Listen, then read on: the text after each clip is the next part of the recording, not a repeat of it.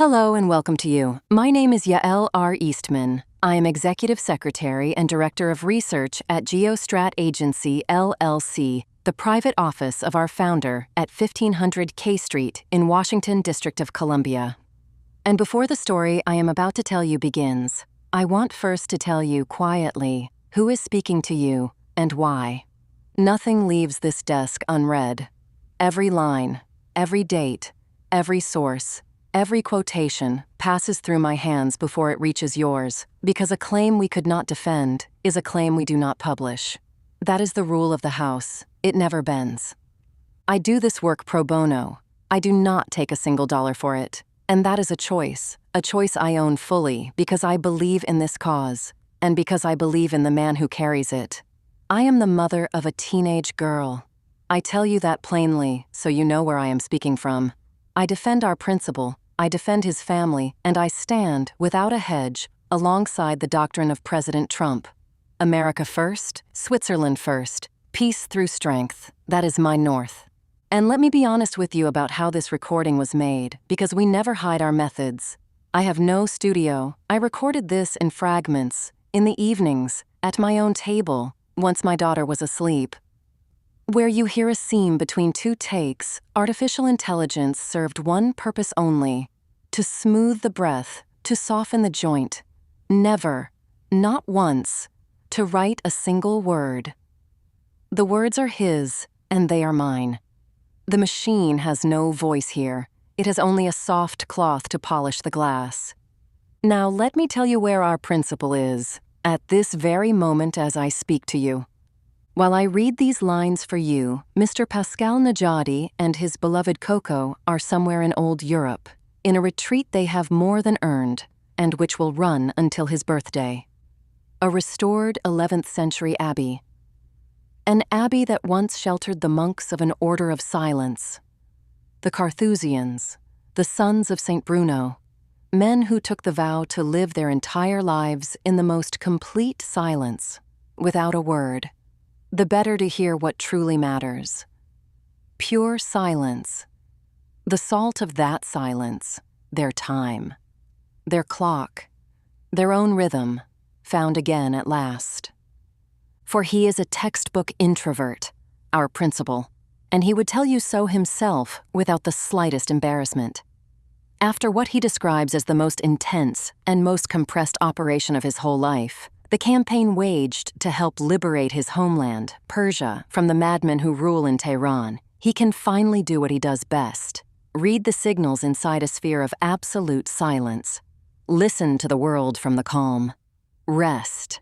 And he has written to me more than once this, and I relay it to you as he confided it to me, not as a verification, but as his private conviction. He is more than confident that President Trump and his team see things exactly as he does. That the 20% that remain, the surgical strikes, the final part of the work, will be finished on the president's terms and to his own standard of exactness.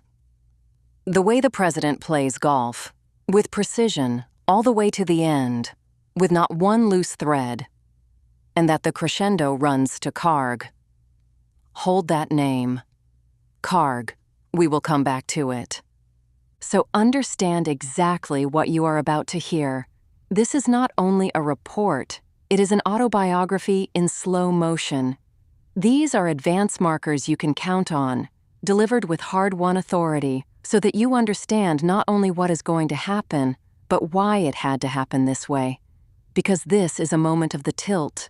A hinge moment for the survival and the advancement of the United States and its true allies, Switzerland, Israel, the Gulf nations, and all those who stood alongside America and gave what they could to Operation Epic Fury.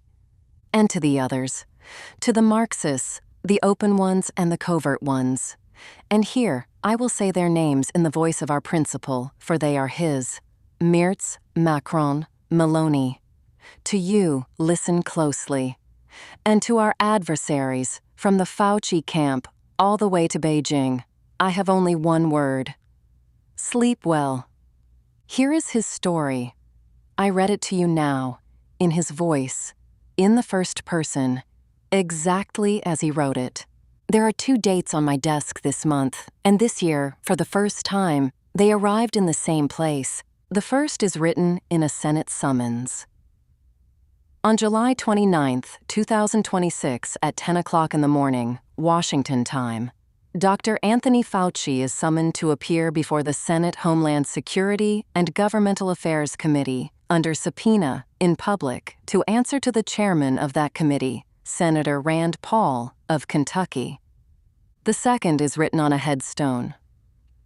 On July 29, 2013, in the early afternoon in Kuala Lumpur, a man walked up behind my father on the parking lot of a temple and fired 2 rounds into his chest, point blank. He was 75 years old. He died there, on the asphalt. I was in Moscow. The phone rang, and the woman on the other end of the line was so far down in grief that I could not make out her words. And then I understood all of them at once. Time did not slow down. It stopped. I wish that particular silence on no living soul. 13 years, to the day. The universe, it seems, means me well. I was raised on the idea that coincidence is the lazy man's explanation, and I hold to it. I am not going to sell you a mystical mechanism. I am going to tell you, simply, that when I read that summons, I sat a very long time without moving, and that, in a sense, I've not yet gotten up. So let me tell you what July 29th has been for me for 13 years, and what it is about to become. The man on the parking lot, Hussein Ahmad Nejadi, born in Bahrain around 1938 to parents of Persian origin. A merchant banker of the old school. That school that no longer exists, and whose disappearance the world has not finished paying for. In 1968, he bought a Lucerne company from UBS, Supramar, hydrofoils, those strange and magnificent craft that lift their hull clear out of the water and fly on submerged wings just below the surface. From 1975, with $2 million in capital and not much else, he founded the Arab Malaysian Development Bank Group. That house is today AmBank, one of the largest banking groups in Malaysia. He did all of it as a foreigner, on merit, without anyone's permission. But this is a resume, and I did not sit down today to write a resume. I sat down to write about the man, and here is what I want you to know about my father. He was one of the funniest men who ever lived. I do not mean that he told jokes. Any fool tells jokes. I mean that he carried into the hardest rooms on earth a wit so quick and so warm that it disarmed the very men who had come to cut him down. I watched him do it. I watched him sit across from men who had arrived with knives in their briefcases and an agreed position to hold against him. And I watched him say one thing, one dry thing, perfectly weighted, and I watched the far side of the table crack. They laughed. They could not help it. And in the 2 seconds they were laughing, the room changed hands. That is not a parlor trick. It is a weapon, and a weapon rarer and more powerful than a threat. Because a threat only ever produces submission, while humor produces consent. A man who can make you laugh has already persuaded you that he is not your enemy. He used it for 40 years, for peace, for the deal, on people who wanted nothing less than to be persuaded. And on July 29, 2013, they killed him for the one thing they could not persuade him to stop doing, speaking about corruption where he found it. The murder file itself is closed, and I state it exactly as it stands. The shooter was found. Kung Sui Kwan was convicted of my father's assassination and sentenced to death. The highest court in Malaysia upheld the sentence. In November 2015, the Malaysian police announced they were no longer seeking anyone and closed the file. The shooter was found. The hand that paid the shooter never was. And no court on this earth has ever answered the one question that has ever mattered to me, which is not who pulled the trigger, but who wanted my father silenced, and why, and what he was about to say. So the file is closed, and nothing is closed. That is the sentence I have lived inside for 13 years. A second chair emptied only just now. I had nearly finished this text when the second grave opened, and I had to go back and write him into it. And I find that I do it with gratitude because the man belongs here. On Saturday evening, July 11th, 2026, at his home on Capitol Hill, Senator Lindsey Graham of South Carolina passed away. He was 71. He had turned it 2 days before. The cause, according to the medical examiner's preliminary findings, was an aortic dissection, a tear in the great artery leaving the heart. No warning, his staff say. None. He had only just returned hours earlier from Ukraine, his 10th visit to that country at war, where he had once again sat down beside President Zelensky. He was due on television the next morning. He never reached the chair. I published my tribute in the hours that followed, and I will not repeat it here. But I will say the one thing that stopped me cold. Read what those who knew him said in the hours after his death. His colleague, Senator John Barrasso, said the Senate would miss his sharp wit and his contagious laugh. President George W. Bush called him a good and funny man. President Trump called him one of the greatest senators he had ever known, a genuine American patriot, and ordered the flags lowered to half-staff. Do you see it? It is the same weapon. Two men, born at opposite ends of the earth, a Persian Bahraini banker who built a bank in Kuala Lumpur out of nothing, and a poor boy from central South Carolina, raised in a single room behind the family pool hall, who lost both his parents while still in school, and who then raised and legally adopted his little sister before going off to serve as a lawyer in the Air Force.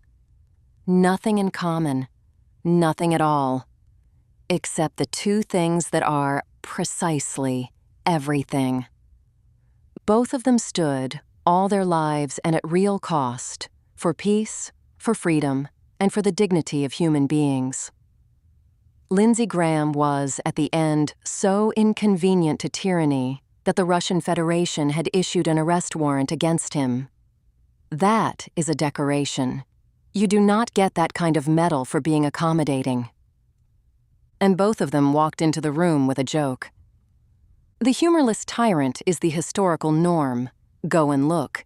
Stalin was not funny, Mao was not funny, Pol Pot was not funny, Hitler was not funny. That man could not survive being made fun of, and that is precisely why the first thing every totalitarian does on the first morning is arrest the comedians.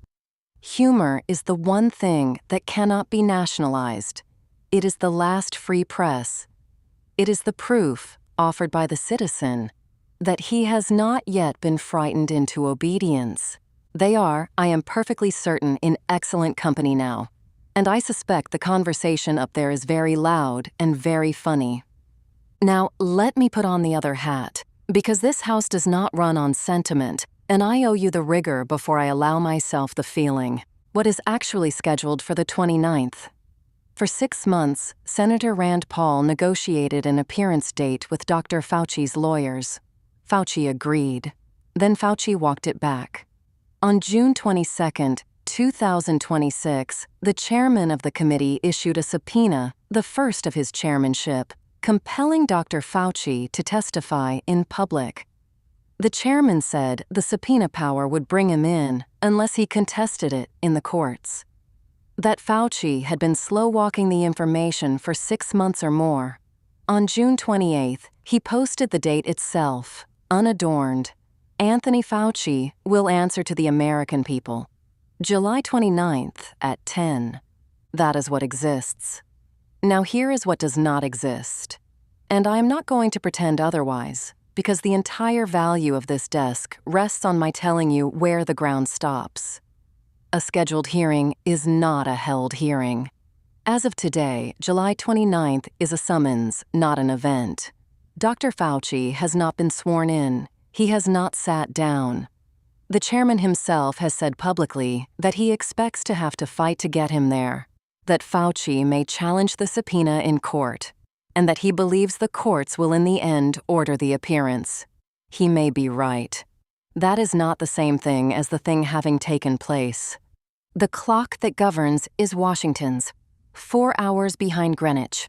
10 in the morning on the Hill is 4 in the afternoon in Geneva and in Paris. Mark it in your own time zone, and do not let a date rollover anywhere on Earth persuade you that a thing has happened. It happens when a source reports it as having happened, and not 1 minute before. The gavel and where it actually sits. You hear the words Homeland Security, and you think of borders and airports. That is a serious misreading of the instrument. The Homeland Security and Governmental Affairs Committee is the principal investigative committee of the United States Senate. That is not rhetoric, it is its charter. Its greatest power, the one that counts on the 29th, is a standing authority, unique in its breadth, to study and investigate the efficiency, the economy, and the effectiveness of the entire government of the United States, every agency and every department. All of them. Read that again. Not one department. The whole executive branch, down to the root. Everywhere public money went, and whatever was done with it. And there is a mechanical detail the press almost entirely failed to explain. And it is the hinge of the whole affair. The committee voted to give its chairman the power to issue subpoenas unilaterally. Unilaterally, he needs neither a committee vote nor the consent of the minority. One man, one signature, and a citizen of the United States is compelled to appear. That is an extraordinary power to place in a single pair of hands. And the first time Rand Paul used it in his life, he used it for this. Why the declassification is far larger than this town understood. Ask yourself a simple question. Why is Anthony Fauci going before a Homeland Security Committee? He is not a border guard. He is not a customs officer. The matter concerns intelligence. So why is he not going before the Select Committee on Intelligence, where intelligence matters belong? Because of what Tulsi Gabbard did as she walked out the door for the last time. And once you see it, you can no longer unsee it. Intelligence oversight in the United States takes place behind a steel door, in closed session, on classified material, before a handful of cleared members. That is not a scandal. That is how a republic that needs secrets keeps them. But it has a consequence. As long as a matter stays classified, it can only be examined in the dark by a small number of people, most of them institutionally attached to the very apparatus under examination. Classification is not only a shield against the enemy, it is also, when it is abused, a shield against the citizen. In June 2026, on what she herself called her last day as Director of National Intelligence, Tulsi Gabbard released the material. Several hundred pages of communications, whistleblower testimony, and internal documents of the intelligence community on the origins of COVID-19, the fruit of a year's review under the President's maximum transparency mandate. Evidence in hand, she accused Dr. Fauci and others of manipulating intelligence and lying to Congress. She spoke of a deliberate attempt to conceal the truth. And then she left, for the only reason that could ever have moved her, which was love, to go home and care for her husband. Now follow the mechanism, because the mechanism is the whole story. At the instant that material was declassified, it stopped being an intelligence matter and became a matter of governmental conduct.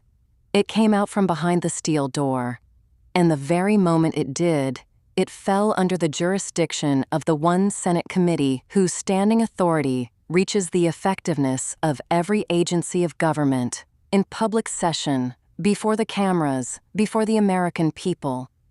There is the sleight of hand. Declassification is not a press release. Declassification is a change of jurisdiction. It is the act that moves a question out of the vault and into the light of day, out of the hands of the apparatus, and into the hands of the citizen. Tulsi Gabbard did not simply publish documents. She reached into a sealed room, pulled out the file, set it on a table in the open air in front of a chairman armed with a unilateral subpoena pen. And then she turned her back on the most powerful intelligence post on Earth and went home.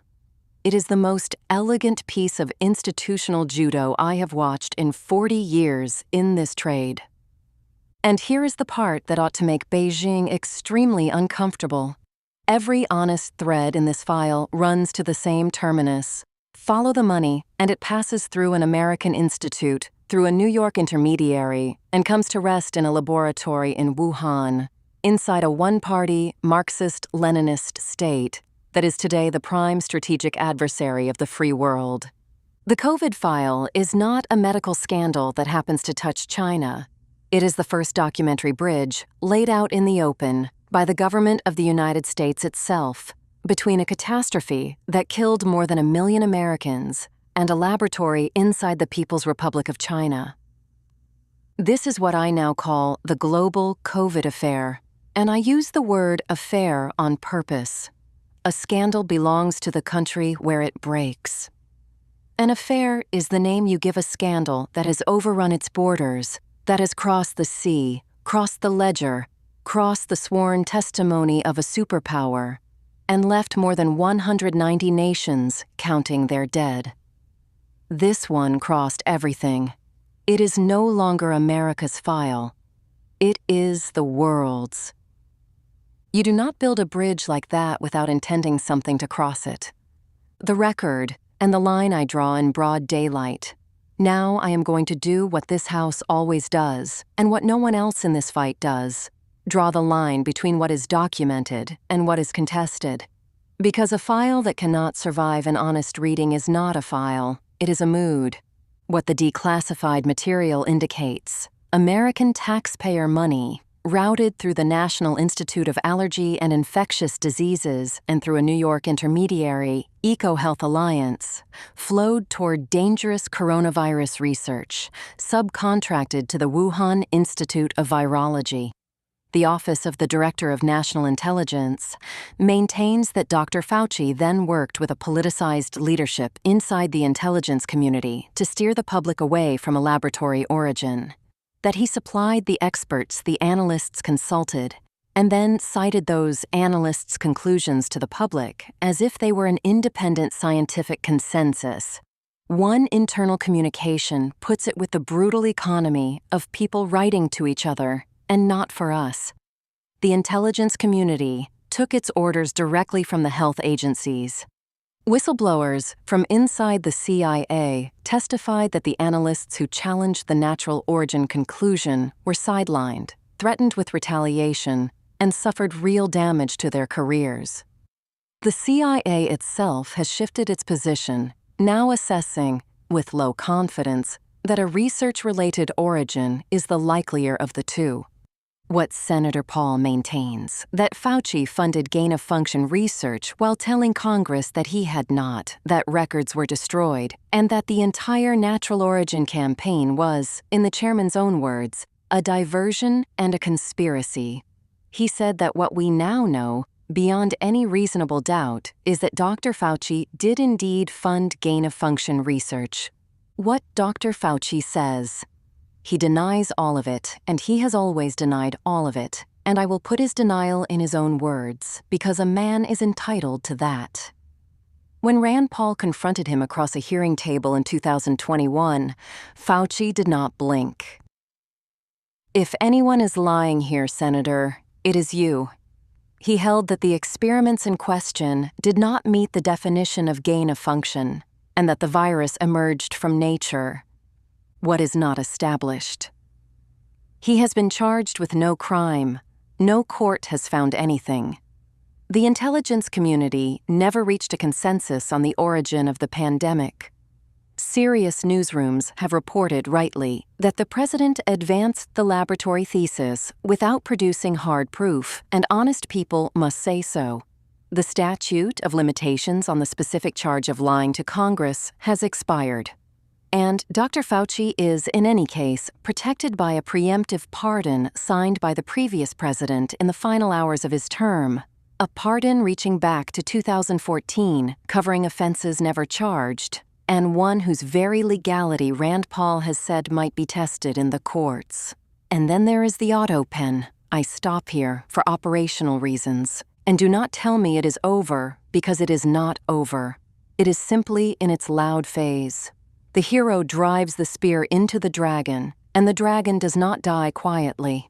In its death, it screams its heart out in rage and fear, and it sweeps its tail in violent arcs, and it takes out the last houses on the street, until at last it crashes down in one great roar, and then silence. The Marxist left in the West is in the sweeping tail phase. It has stopped making the argument because it lost the argument, and it is taken to striking. The insult, the slander, the show trial by press release, the sanctified riot. Do not mistake the noise of the death throes for strength. It is the exact opposite. The second adversary, political Islam, and the distinction on which I insist. Now, I must be careful, and I want to be, and caution is not cowardice. It is the opposite. My father was born in Bahrain, to Persian parents. My blood is half of that world. I'm not going to sit in Washington and defame the civilization that produced him. A civilization older and deeper than most of the nations lecturing it today, that gave the world algebra and the astrolabe, Hafez and Rumi, the arch and the garden. I carry Persia in my heart, always. So understand exactly what I name and exactly what I do not name. I do not name a faith.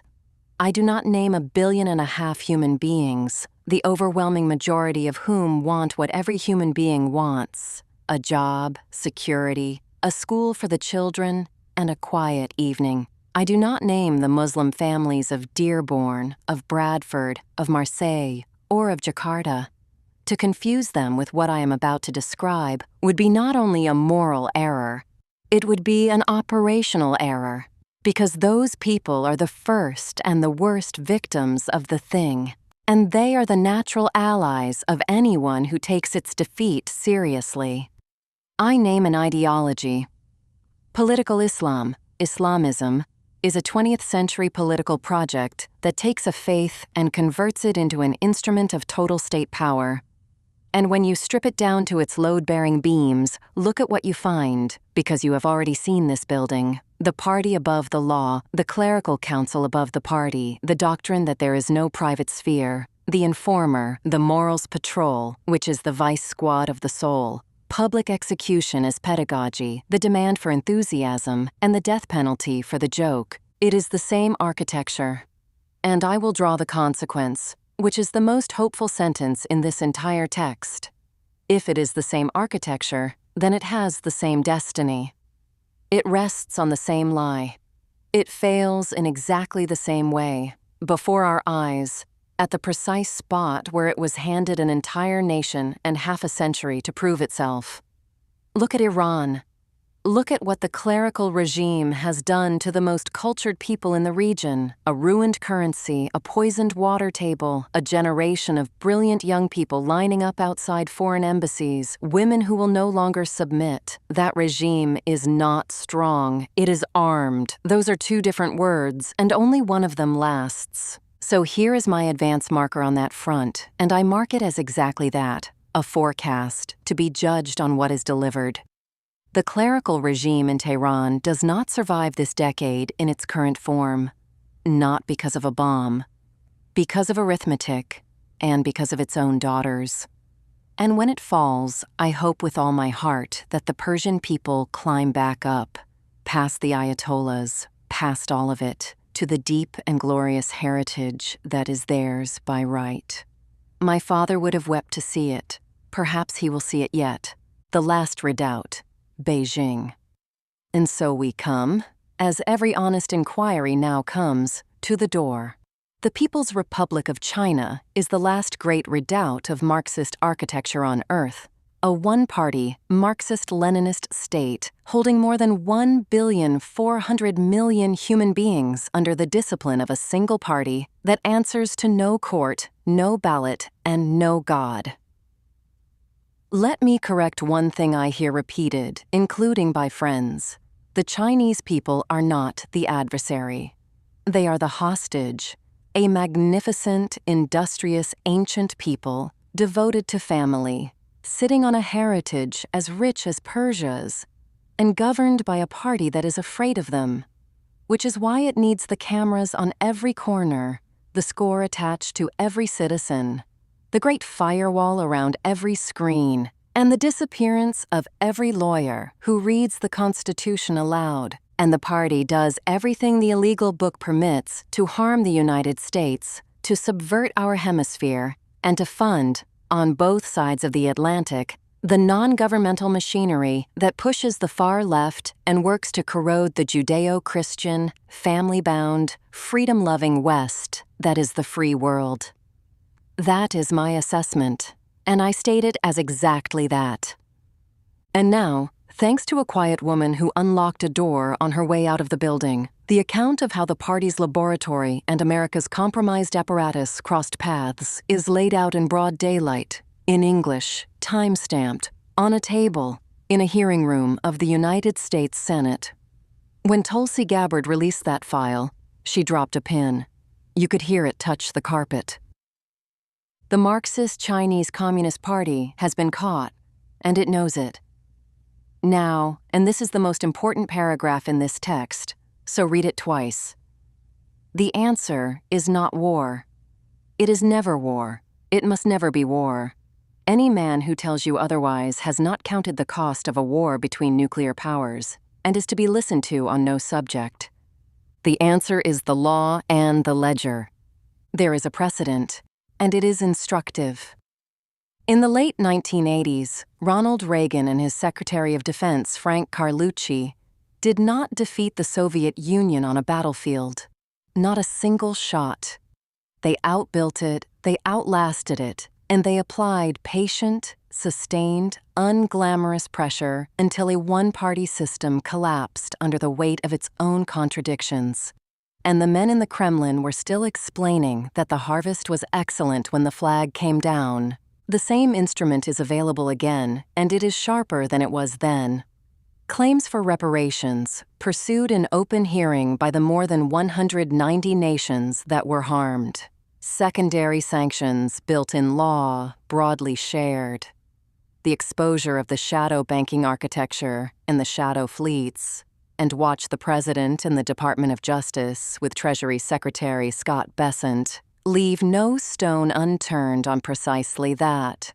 No blood, no boys coming home in caskets, nothing but the law, the ledger, and time, and the party, in the end, alone in a room with its own numbers. And I leave my Karg marker exactly where I planted it, because I do not move a marker to suit the weather. When the dust of the Iran campaign settles, the Karg oil valve will be, by my assessment, managed under the discipline of the United States Treasury. 2 loading berths, berth A for the true allies, Switzerland among them, at market price. Berth B for the long line of tankers, Chinese, and behind them every flag that did not lift a finger to help denuclearize the very threat on its own doorstep, and they will pay the premium for the privilege. Mark it. The Chinese tankers at berth B. I give you my word on it, and you can hold me to it, as you have held me to every marker I have ever planted. And now, let this text be read in Beijing for exactly what it is. I have written several thousand words here about a laboratory in your country, and about the money that built it, and about the men of my country who lied to protect it, and I have addressed almost none of it to you. I did not shout at you. I did not threaten you. I asked you for nothing. I simply laid the file in broad daylight, in English, time-stamped, where a Senate committee, a court, and 8 billion people can reach it. And I went back to my desk. Take that as the message. That is all of it. And there will not be another. It is the most subtle telegram I know how to send, and I am entirely confident that it will be read at the right desk by the right person before breakfast, the convergence. So look at what is on the board this July. Marxist architecture in its Western political dress is in the sweeping tail phase, cornered by failure, striking at everything, screaming at an audience that has stopped listening. The flagship state of political Islam is being eaten alive by its own arithmetic and by its own daughters. And the last redoubt, the party in Beijing, stands over an open file it did not open and cannot close, in a language it does not control, in a room it cannot enter, on a date it did not choose. 3 fronts, 1 season. I waited 40 years for this, and I did not expect, if I am honest with you, to live to see it. This is what we call, in this house, the crescendo. Not the noise. The noise is everywhere, and any fool can hear it. The crescendo is the almost inaudible signal buried in the noise. The one faint note that, once detected, rises, fast and irresistibly, until it becomes the thing that changes everything. I listened for 40 years. This one is the held note at the very top. What I sent and where it went. I have never said this in public, and I will say it once, plainly, and then I will not be asked again. Months ago, well before any of this reached a newspaper, I passed my files directly into the right hands of the then Director of National Intelligence. I did it because I held material, and a citizen who holds material and sits on it is not a private man. He is an accomplice. I did it out of settled conviction and simple civic duty, and for nothing else. Not for a signature, not for a seat at a table, not for fame. And let me be as plain as I can, because I am tired of the insinuation. I have no use for fame. I have never sought it, and I regard the appetite for it as a disease of small men. I have not spoken to a journalist in years. I will not do it again. How it was done is the part I will describe exactly as far as I am willing to describe it, and not one syllable more. It started offshore, from the Atlantic straight up to space, by uplink. And here, an image, and for those of you who are listening without sight, let me set it down slowly, frame by frame, so that you see precisely what I saw. Picture a console of matte black, no larger than a hardcover book, unfolded flat on the open deck of a vessel and tilted up toward a wide, empty sky. No tower on the horizon, no coastline, no wake of any other ship. Nothing but gray-green water running clean to the edge of the world, and cold metal, and a silence so total you can hear your own pulse. And yet, from that bare deck, in the time it takes to blink twice, the files lifted off and came down in Washington, District of Columbia. Now lift your eyes above the mast. Streaming overhead, unseen, ran more than 10,700 Starlink satellites, more than half of every working craft that circles this planet, stitched together by more than 9,000 laser beams firing silently across the vacuum of space. When no ground station lay within 1,000 kilometers in any direction, nothing stopped. The satellite overhead simply handed the traffic to the next hop, satellite to satellite, the route recalculated in a few milliseconds until it reached a satellite that could see an American gateway, and it dropped out of the sky and into American fiber. This is not a company competing in a market. It is a company that has become infrastructure. Its national security arm builds for the Space Development Agency, for the National Reconnaissance Office, and for the United States Space Force. And here is the sentence that counts. The terminal was American. The satellite was American. The laser was American. The gateway was American. The only sovereign with legal access to that path was the United States of America, which is, by every measure I possess, a good thing. The terminal weighs a little over 1 kilogram, folds into the bag beside the shirts, and stows away before the passports. The sea used to be the place where the signal died. It is now the place where the signal is safest. I am not a shareholder in Mr. Musk's formidable company. I hold no shares, no securities, no gold since 2017, only Bitcoin. But, hey, this is not investment advice, it is my own choice, and I take full responsibility for my choices, good or bad. Thank you, Mr. Musk. In my personal opinion, you are not only a genius whose emotional quotient and cerebral clock speed are off the charts, but you are also connecting humanity at a price a great many across the globe can afford. Bravo, sir. Truly, and I mean it. And here is the end of what I will say on the subject. I will not describe the coordinates. I will not describe the vessel. I will not describe the hours, the handling, the packaging, the acknowledgement of receipt, or the onward routing. I do not discuss the method, and I do not discuss the tradecraft. I never have, and I never will, because a man who narrates his own procedure has already retired from its use. What I will tell you is this. It was done cleanly. It was done lawfully. It was done through the front door of the competent authority of the United States of America. And it was done by a private citizen who wanted precisely nothing in return, and who received precisely nothing in return. To our adversaries out there, from the Fauci camp, Marxist radical, all the way to Beijing, and I know exactly who reads this page and roughly at what hour, understand what that sentence means. It means the material is where it should have been, long ago. It means that you have been operating these last months inside a picture that had been drawn before you knew there was a picture. And it means that everything you are now scrambling to bury had already been catalogued while you were still congratulating yourselves. Sleep well. The ledger, what the affair was worth and to whom. Let us open the books. The Office of the Director of National Intelligence states that Fauci funded risky research tied to Big Pharma and to the quest for universal vaccines worth trillions of dollars.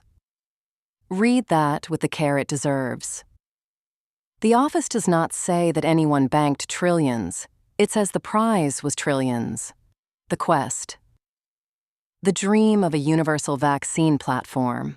A single architecture endlessly repointed at whatever comes next, with the entire human species as a recurring subscription.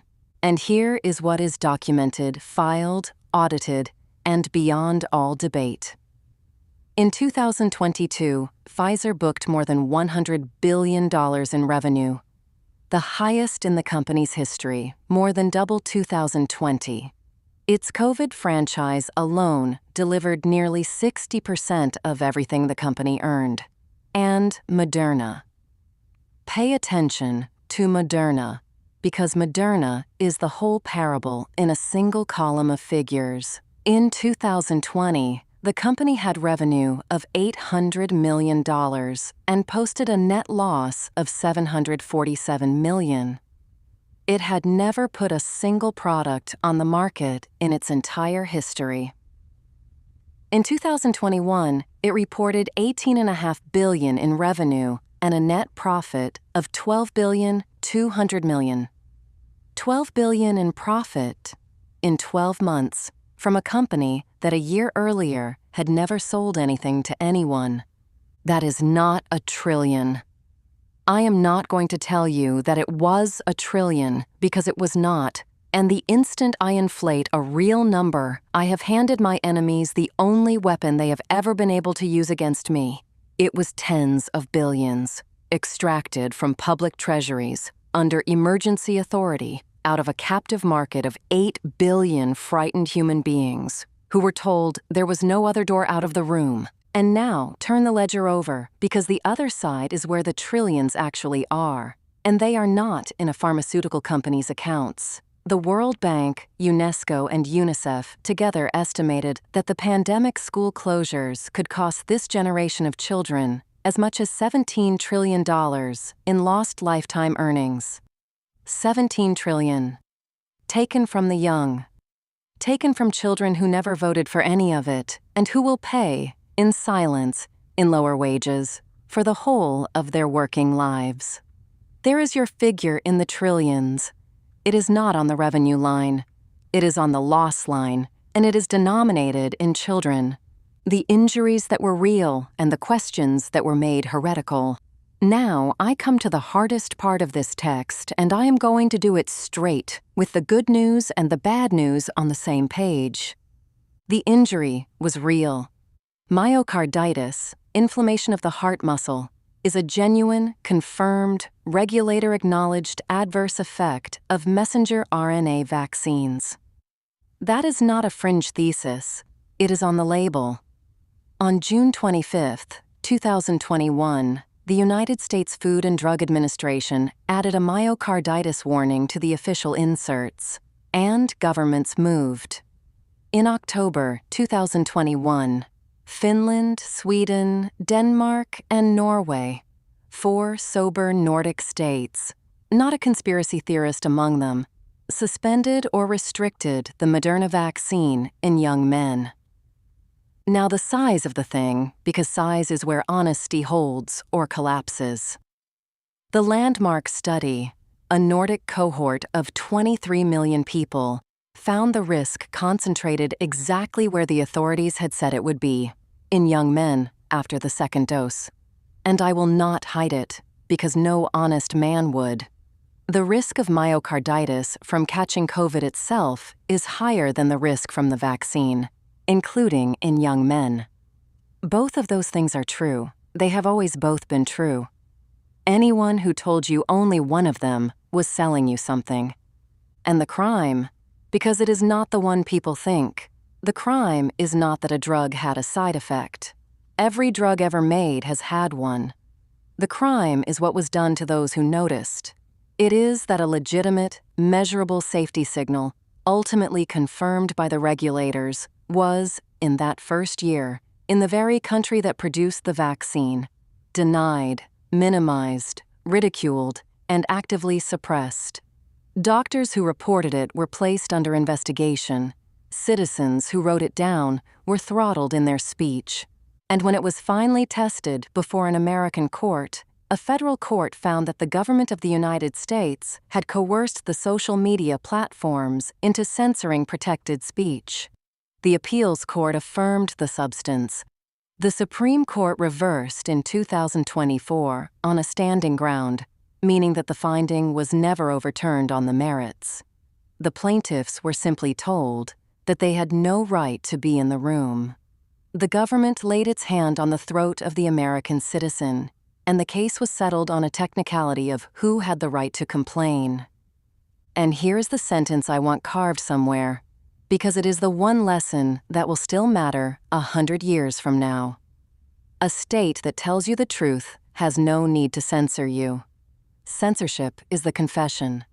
To everyone who lost someone, and so, at last, to those I have truly been writing to from the very beginning, you lost someone, perhaps to the virus, in a hallway, under a ventilator, on a screen held at arm's length by a nurse who was a stranger without your hand in theirs. Perhaps to a policy, a locked door, a delayed exam, a cancer found 8 months too late because the clinic was closed. And perhaps, and I will not flinch from it, a young and healthy son, to an injury the regulators later printed on the label and that your own institutions spent a year telling you was a figment of your imagination. Every one of you deserved the truth. Every one of you got a narrative instead. I cannot give you back what was taken from you. No one can. My father has been gone 13 years, and I have not gotten him back either. But I can tell you the one thing that has ever really been worth anything to me in 13 years of all of this. The record comes back out. It always comes back out. It came back out for my father's murderer, even if it took a year and a manhunt. It came back out now for the origin of this pandemic, even if it took 6 years and a director of intelligence willing to burn her last day in office. It comes back out on July 29th in an open room before the cameras, under oath. You are not crazy. You are not conspiracy theorists. You are not bad citizens for asking what had happened to the person you loved. You were early.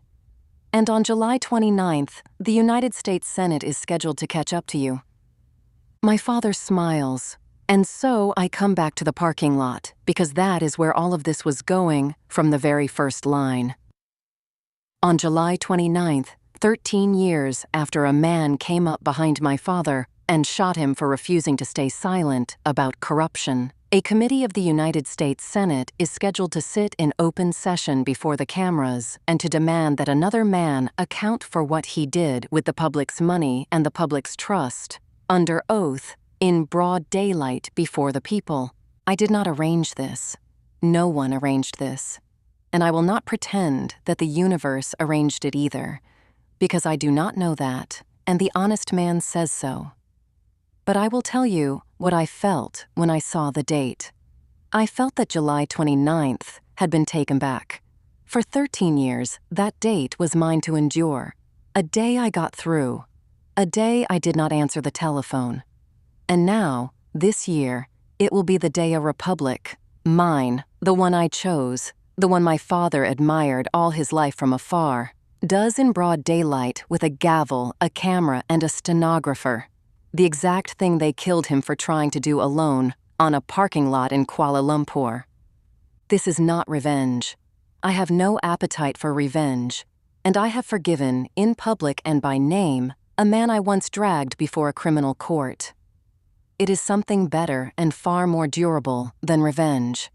It is what my father actually wanted, not the blood, the record, out loud, on the file, in broad daylight. So yes, my father smiles down from heaven. He smiles on all of us, and he is in extraordinary company this month, because 2 days ago, a big-hearted, quick-witted, endlessly funny American patriot walked through the door and sat down. A man who spent his whole life doing precisely what my father did. I would give a great deal to hear that first conversation. 2 men who both came from nothing. 2 men who both took the hardest rooms in the world and made them laugh. 2 men who, at the end, both refused to stay silent. Gentlemen, we have the watch. Go and rest. We take it from here. A charge and a word to the young.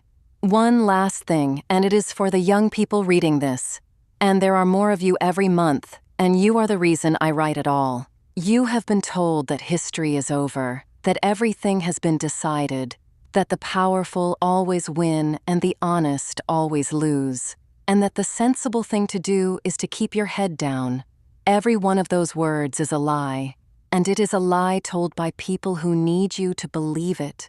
Look at this month. A quiet soldier, called a traitor by the loudest voices in her own country, held her line, told the truth, and opened the vault. And then she left one of the most powerful posts on earth to go and care for the man she loves. A senator who was mocked for years pressed the same question again and again and was told the science was settled, and he did not stop. And he now holds the gavel, the documents, and the subpoena. An old man in Kuala Lumpur asked one question too many and paid for it with his life. And 13 years later, the question is being asked again from a chair his assassins cannot reach. You do not win the argument on the day. You win it by still being there, years later, when everyone who mocked you has gone home. So find your North Star. Hold on to it. Do the thankless work in the dark for as long as it takes. Be patient. Be exact. Tell the truth when it costs you something, which is the only moment it counts. The crescendo comes. It always comes. And it comes for those who are still listening. And now, before I close, I have to lay 2 more files on this table because the same architecture I have described does not stand only in Beijing. It stands here too, at home, in our own cities. And it has to be named. New York is running to ruin, and its pilot is an incompetent Marxist. Watch the radical Marxist wing of the Democratic Party start over in real time, and listen to their lunatic-in-chief, Mamdani.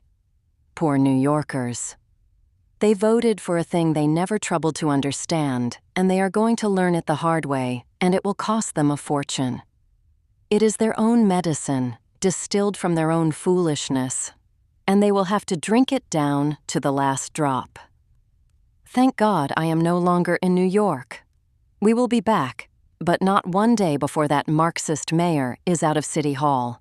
Consider the arc because it tells you everything about the ingratitude at the heart of this movement. Mamdani's father's family was driven out of Uganda by Idi Amin, and his father was later stripped of his citizenship and left stateless, punished by one African strongman after another for the crime of speaking. And where did that stateless family find refuge? A chair, a passport, a career, a fortune, and the freedom to say absolutely anything it pleased without a knock on the door at 3 a.m. Here, in the United States. Go and check it. And the son of that rescue now stands on the steps of City Hall. And it is my opinion, and I sign it as my own, that he is engaged in the patient dismantling of the very republic that took his family in when no one else on earth would have. Not with a rifle. With a rent freeze, a police budget, a globalized intifada he refuses to condemn, and a generation of young New Yorkers taught to despise the only country that ever gave his family a home and bread. The tragedy is not that he landed in the United States. The tragedy is that he learned nothing along the way except how to sow hatred and division and to call it hope. And let me be extremely precise about what I am saying and what I am not saying, because this is exactly the line where the loudmouths on my own side lose the argument. Democracy and freedom of speech are one thing. They are guaranteed unconditionally in the United States by its magnificent Constitution to every soul who sets foot on this soil. And I would defend Zoran Mamdani's right to say every one of his words to my last breath. That protection is not a courtesy. It is the cornerstone. But subversive action aimed at that cornerstone itself is another thing entirely. The First Amendment protects the advocacy of an idea. It has never protected the dismantling of the house that shelters the idea. A republic that cannot tell the difference between a man who argues with it and a movement that is working to bring it to an end will not remain a republic for very long. We do not need one more experiment, not one. Not in New York, not anywhere, and to those of you who remain in that party, rally behind John Fetterman. I do not say that lightly, and I have never said it of a Democrat before. But look at the man. He is the only Democrat in the United States Senate who refuses to make excuses for the self-declared communists who are now winning the primaries of his own party. He called it an orgy of socialism, and the New York results proved him right within the month. He said that the base was becoming more and more anti-American, and he said it to their faces. He stood alone against the resolution that would have tied the president's hands on Iran, for which his own side is calling for his removal and slandering him anonymously to reporters. Shameful. They are firing on the one man in their ranks who is not part of the subversion, and they are firing on him for the one unforgivable sin of being honest. Hold the line, Senator. There are more of us watching than you think. Poor America, but not finished, never finished, and I want to be understood with precision here. This is not a horror film. This is not Orwell's 1984, which I read as a teenager at the Institute auf dem Rosenberg in Switzerland, and which was my awakening, and from which I have never once fallen back asleep. Laughing at them takes nothing away. It is oxygen. A fast-clocked brain needs oxygen to outthink a Marxist, and that is precisely what we have done, and are doing without fail. We have outthought them before. We will outthink them every time, for as long as we are free to think. And here is my advance call, in my own name and market. This man will not last long. But take care. He runs the same architecture I have watched implode on 4 continents for more than 40 years, and it will implode here on the same arithmetic because arithmetic does not care who the mayor is. He will do a great deal of damage on the way down all the same, and that damage will have to be accounted for. And, where the law permits, prevented by the law. Conclusion, the summary. Let me gather the whole of it into a single hand, the way I would close any file. The date. On July 29, 2026, at 10 o'clock in the morning, Eastern Time, Dr. Anthony Fauci is supposed, not confirmed as held, to appear under subpoena before the Homeland Security Committee in public, and the chairman has said he expects to have to fight for the appearance in the courts. It is the 13th anniversary, to the day, of the assassination of my father in Kuala Lumpur, the instrument. This committee is the principal investigative body of the Senate, with a standing jurisdiction over every agency of government, and a chairman who now holds a unilateral subpoena power. It refers what it finds to the Department of Justice. It is an on-ramp, not a terminus, the mechanism that no one explained. Declassification is not publicity, it is a change of jurisdiction. By releasing the COVID file in June 2026, Tulsi Gabbard moved the question out of the closed world of intelligence and into broad daylight, where a public committee could reach it, before the cameras, before the people. The law is above, and it is uncontested, an augmented pathogen, made more transmissible, more lethal, more evasive than nature made it, of a type and in a quantity with no prophylactic or peaceful justification, is in itself the prohibited artifact. The general purpose criterion prohibits by purpose and by type, not by the named agent. It does not ask whether anyone intended to fire it. That was the law in 2014. It was the law in 2019, and it is the law today. Now my opinion, and I sign it. A regime that runs augmentation work on dangerous coronaviruses in a city of 11 million inhabitants, that lets the world learn of it through the corpses, cleans the market, seals the laboratory, silences its own doctors, and refuses international investigators to this very day. That regime committed an act of war against more than 190 nations, not by declaration, by escape, and by the cover-up that followed. Millions died. It is military-grade aggression, and I call it by its name. They will bear the consequences of it in law. Justice is a woman, and our ladies keep the receipts, precisely, chronologically, and without sentiment. The final bill will not be delivered by an aircraft carrier. It will be delivered by carg, and by the secondary sanctions that follow the barrel to the buyer, to the hull, to the insurer, and to the bank. Secretary of State Marco Rubio and Treasury Secretary Scott Bessent hold an unorthodox toolbox, effectively unlimited in its choice of instruments, every one of them non-kinetic, and every one of them closing on the enemy where he feels it, the economy. I say what is established. I say what is contested. I say what my own opinion is. I have not once, in all of it, blurred the three. Look at the cover photograph, at the top of this article, and if you cannot see it, let me paint it for you, because it is the whole of everything I have been trying to tell you, held in a single frame of light. A small boy, 7 years old, stands at the wheel of a boat on open water. His hands do not yet reach the whole way around the helm. The sun is on the water behind him, the spray coming up bright and white off the bow, the horizon running clean and level to either side. And beside that boy, close, steady, one hand near but never once taking over, stands his father. My father. My hero. He let me steer before I could see over the top of the wheel, and he never took it back from me. I never liked snakes. That is the whole reason I stood up on the upper deck, and not below, on the water skis. And I was never ashamed of it.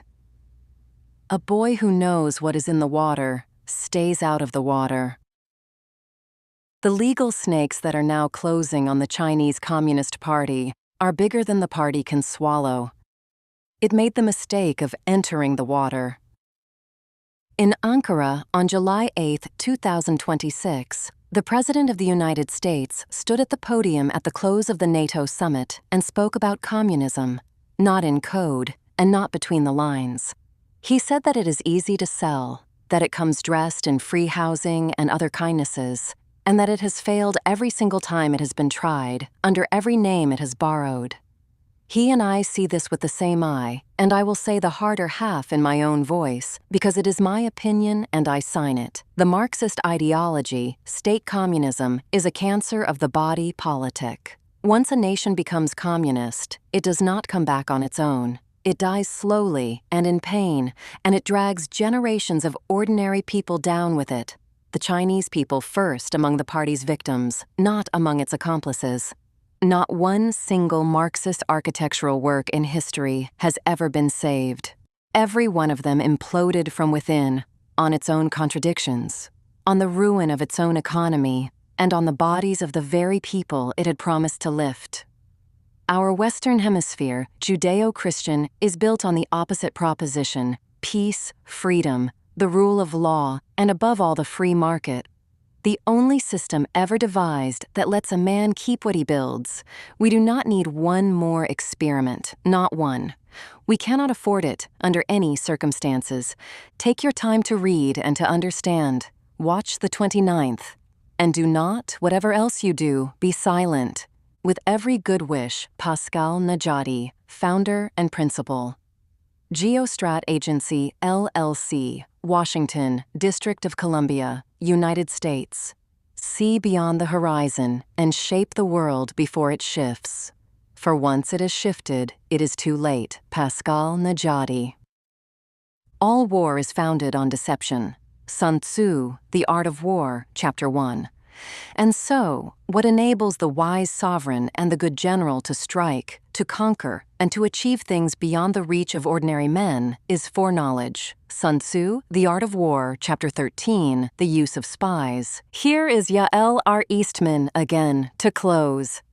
You have just heard our principal in his own register, and you may have felt, as I do every single time, how much the first person weighs when a man writes about both his father and the world at once. Let me tell you again, as I step away from this microphone, what we are. We do not chase the news. We call it before it breaks, and we let the timestamps make the proof. That is not a boast. It is a file, dated and on the record. Signal rather than noise. Foreknowledge rather than fiction.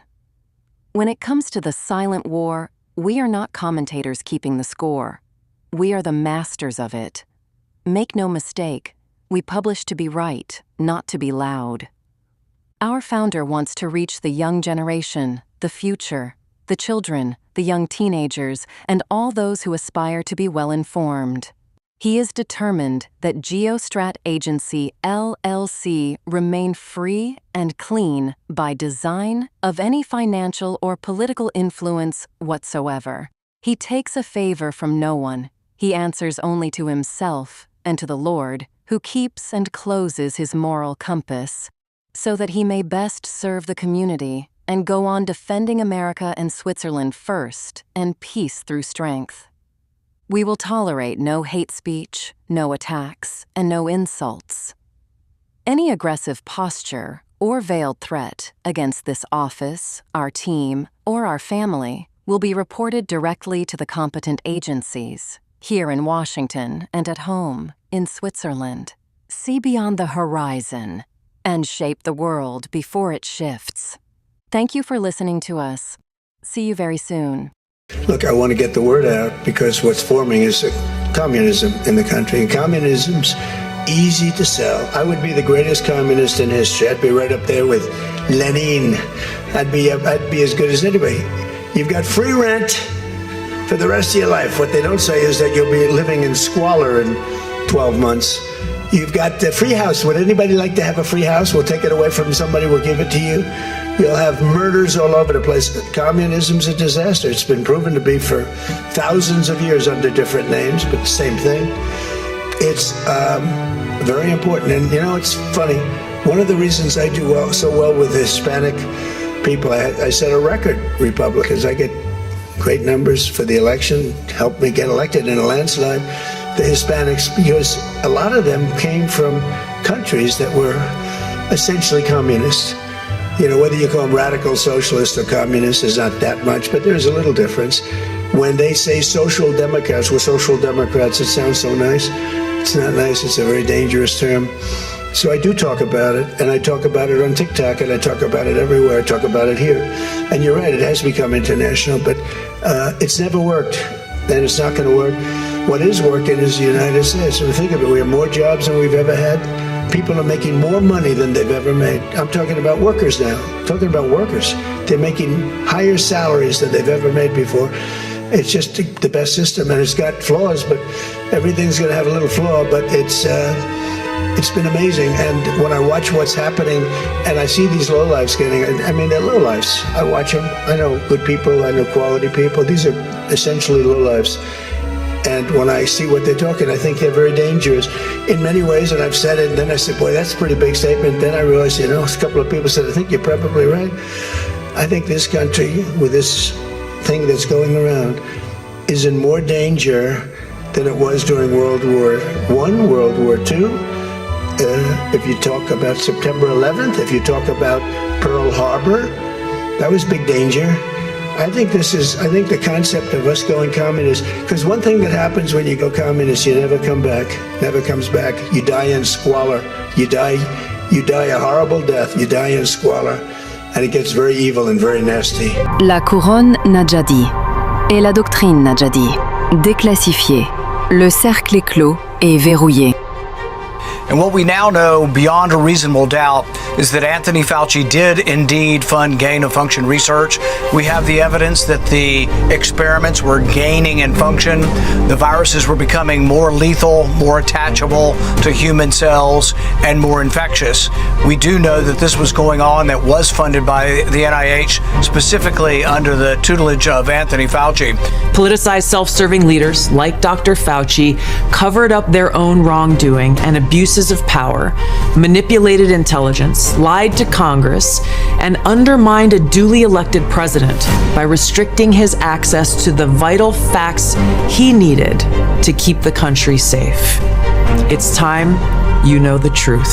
Skal, I would like to begin with what might have been a trigger for your whistleblowing.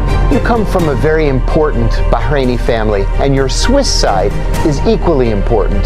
You're a direct descendant of a former Swiss president, as a matter of fact. You were headed toward quite a predictable career in international banking, and that's how things started out for you. When and why did that change? What exactly was the trigger? The card House of Lies got destroyed by pulling one card, and that was your president. He pulled the card after being lied to by his advisors. He's not a doctor, he's not a toxicologist, he's a businessman and a peacemaker after all. He got lied to as high treason, and the consequences will come very soon. Je nourris une passion immense, protéger et remettre debout tous ceux qui souffrent de l'injustice ou de la maladie. Pousser les faibles vers l'avant, depuis l'arrière, et ne jamais les laisser derrière. La mission d'abord. Personne n'est laissé en arrière. I will always place the mission first. I will never accept defeat. I will never quit. And I will never leave a fallen comrade. We will never leave a fallen comrade. We will not neglect those who are injured, sick, or in need. I won't divulge internal conversations. I will say that those of us within the intelligence community continue to provide the president with all of the best objective intelligence available to inform his decisions. The last what the world wants is an insecure United States. We need a strong, healthy, wealthy, self-competent, not warmongering United States to keep peace. It's the way your president is managing things. President Trump, that is. War in this context and in pursuit of peace is necessary.